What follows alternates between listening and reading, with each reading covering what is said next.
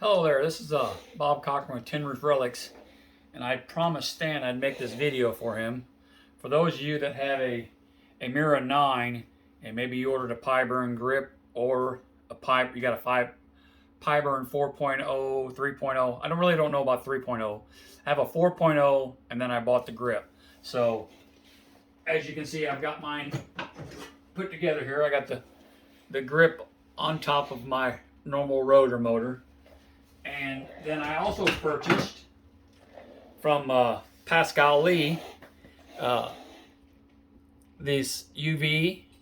I bought a UV and a fiber.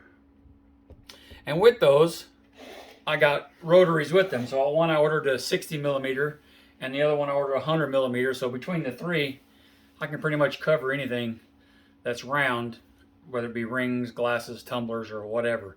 But the problem I had was, now I did specify when I talked to Pascal that I had a 6-pin connector on my Mira 9. So when he sent me my two lasers, they had 6-pin female connectors on the chucks and on the back of the lasers. But they weren't wired the same as the Pyburn that I had ordered for my Mira 9. So that's what this video is all about, to tell you what you need to do if you want it to work across all three of them. Which I had a job that I really needed the Pyburn for those rubber cushion grips to hold some very tiny shot glasses.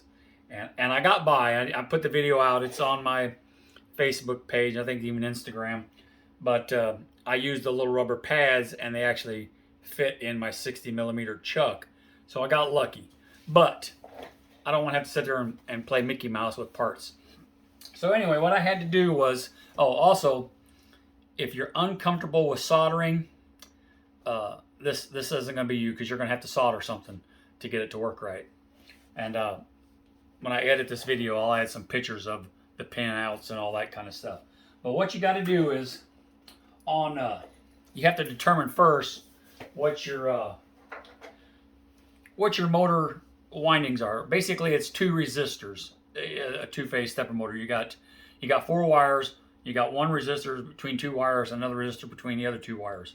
So if you have a multimeter, if you know how to use a multimeter, I can tell you which mine are now. But like I said, and when I touch mine, you hear the little beeper. That's how I set the sound up to it. So when I went to 1, I put it in terminal 1, and I went around until I heard the sound.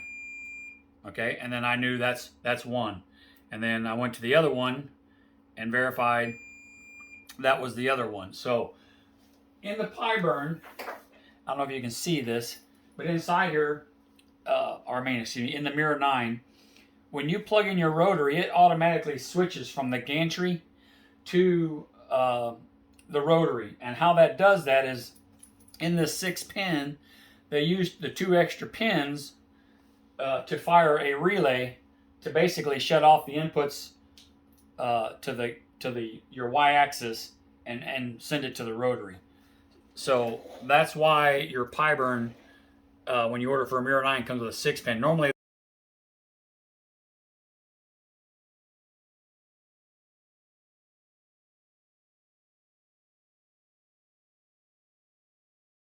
if you order this from these other two Haotian lasers, they're only going to have a 4-pin on it. But I wanted a 6-pin because I didn't want to have to order some of these connectors. But anyway, the Pyburn, that when I ordered it for my Mira 9, the wires for the 2 coils, we'll just call them coils, one was on 1 and 4, and one was on 2 and 3. And on these chucks for my rotary here, these chucks here, they were on 1 and 2 and 3 and 4. So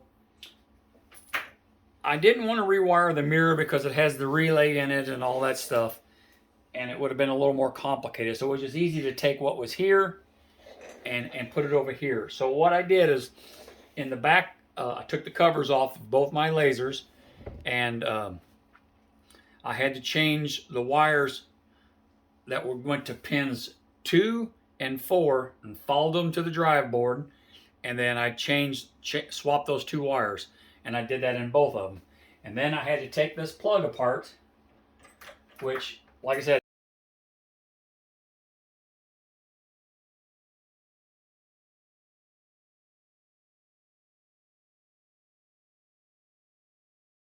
them to the drive board, and then I swapped those 2 wires, and I did that in both of them.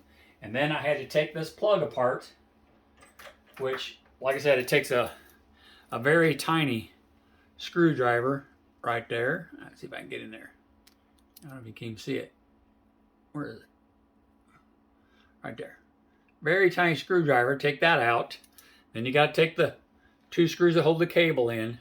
Then you have to give it like a little quarter turn, and then it unlocks, and you pull it back. And then there was your wires. And then the front of the face of this has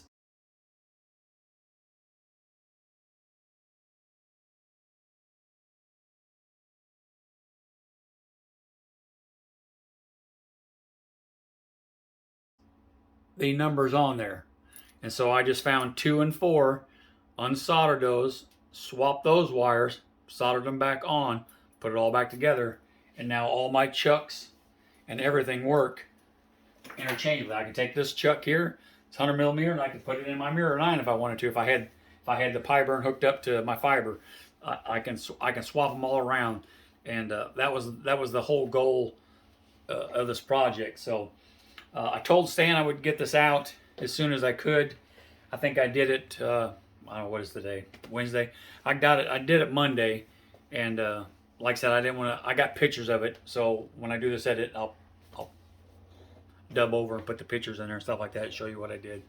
But anyway, just letting you know that if you have a Mira 9 and you've ordered if you're thinking of ordering a fiber or a UV laser, and you're getting it from Pascal, which everybody's.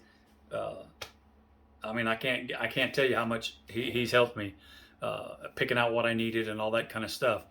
So with that being said, though, I did specify that I wanted the same pinout as my Mira 9, and they don't know what wires to hook to what pins. So maybe if he's watching this, he'll know that too. But the coils are on 1 and 4 and 2 and 3 on the Mira 9. And on these here, they were on 1 and 2 and 3 and 4. And like I said, I had to swap 2 and 4 inside the cabinet and in the connectors on the motors, just on the chucks, not the pie burn. Hope that helps out anybody that's got the same dilemma, and then you'll be good to go. You got any questions? Feel free to ask. I can draw you a diagram if I need to. But these pictures coming up in this video, you'll be able to see what I'm talking about. Till later, it's Tim Roof Rug signing off.